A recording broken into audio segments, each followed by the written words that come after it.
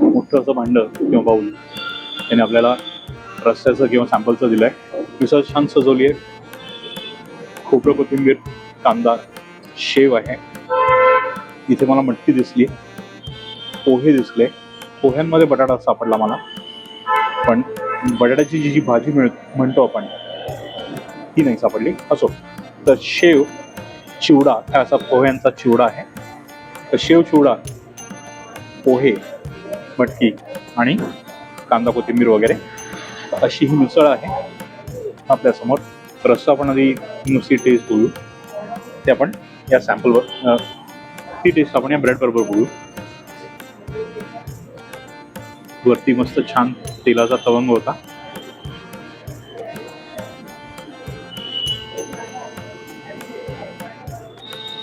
छान आहे. सॅम्पल जेव्हा मी पहिल्यांदा खाल्लं तेव्हा त्या सॅम्पलच्या तिखटपणामध्ये मला ब्रेड गोड वाटला. ब्रेडचा गोड समोर आला. छान तिखट असं सॅम्पल आहे.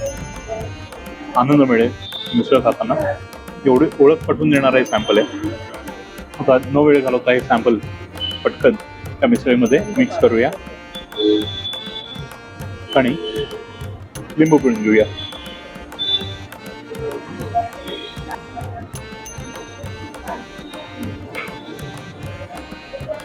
असं हे सॅम्पल आहे. पटकन मिक्स करून घेतो. सगळं आपण मिक्स करून घेतलेलं आहे. मिसळीची क्वांटिटी जर बोलायची झाली ना, ते एका माणसासाठी पुरेसं आहे.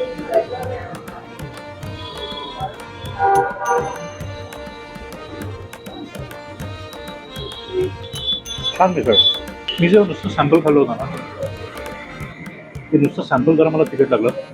पण अर्थात जेव्हा पोहे, शेवचिवडा यामध्ये ते सॅम्पल आपण मिक्स करतो, त्याचा तिखटपणा कुठेतरी टोन डाऊन होतो आणि एक छान आनंद मिळणारी मिसळ ही तुमच्यासमोर येते.